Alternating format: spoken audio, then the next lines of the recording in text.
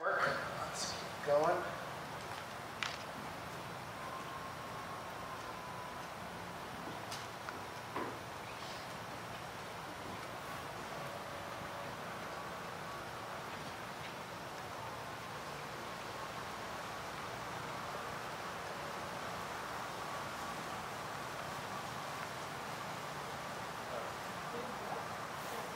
Just watch posting diagonal.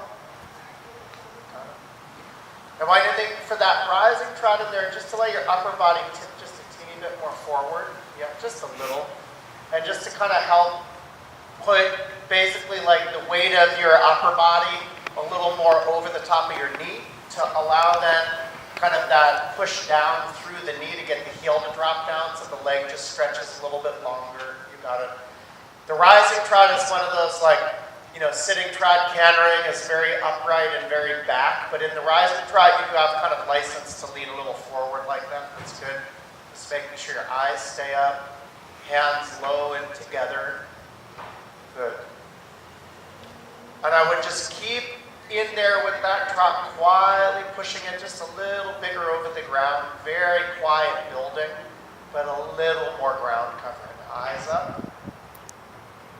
Good. Heel staying down, leg nice and long. Good.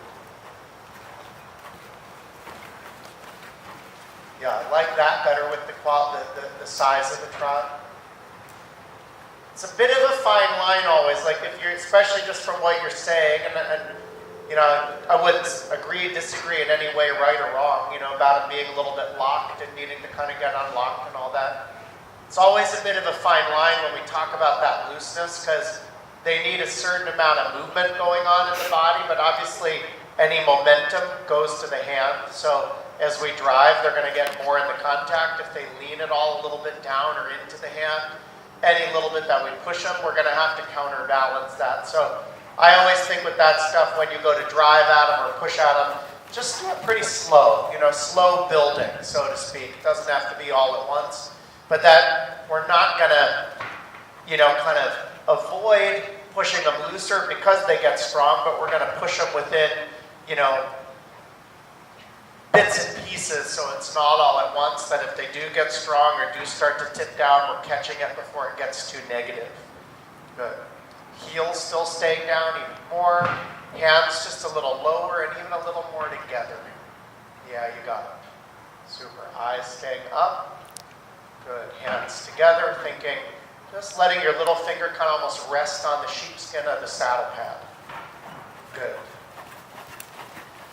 That's one thing, for me at least, I'm huge on and tough on with everybody and my own riding as well, about going, the whole idea of the work as a rider is supposed to be to present a horse in the end as it's, working through its training and it is trained in the end.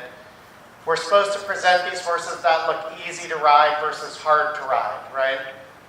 It's a concept that seems to kind of go over a lot of people's heads, which is just bizarre to me. But the idea being, if it's supposed to be easy to ride, it should look easy to ride. I should sit quietly, sit well, sit easily. I shouldn't have to do anything out of the ordinary with my own body, my own position, leaning, pulling, kicking, any of that. Not to say that there's not time and place for a little kick, a little pull, a little lean, a little something, but I want to be thinking in general, as a rider, my aids need to keep becoming more invisible, creating then the picture of the look of the ease. So why I say that a bit is just to watch with your hands. I want those hands to just come together, set on the wither. Good. That, especially the left hand, doesn't get too far forward, too wide, too far from his body. Eyes up and straight. Good. Hands together. You got to change rein again when you're ready. Heel staying down. Really stretching that leg long. Good. Hands together. Nice. Those moments, part of where I do that as well with the hand is if I think hands together as a basic rule. Doesn't mean they're never going to leave there, but as a basic rule. If my hands stay together, it limits how involved my arm can be. Whereas if I let my hand move from that position of where they're kind of just basically together and touching the sheepskin, my arm is starting to get involved. And that could be arm involvement in roundness and bend and anything, or even inadvertently, where I'm starting to do stuff with my arms, not even aware of the effect it's having. Hands together, body staying a little forward, heel down, leg long, good, and gently pushing out him. Eyes up and looking forward between his ears. Good.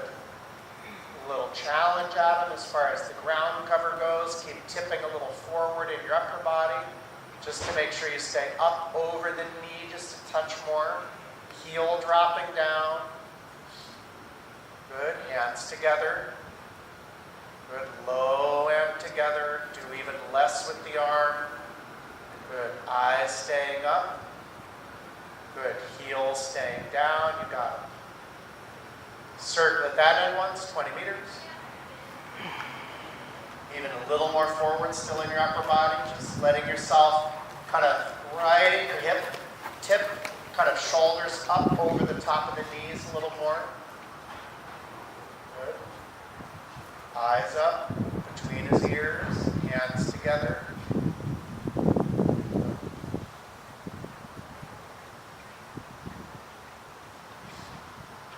Eyes, you got it. Upper body a touch forward. And really think, can you get your knuckles touching your two hands together? Good. Hands. Say it again. Yeah, they feel a little too long.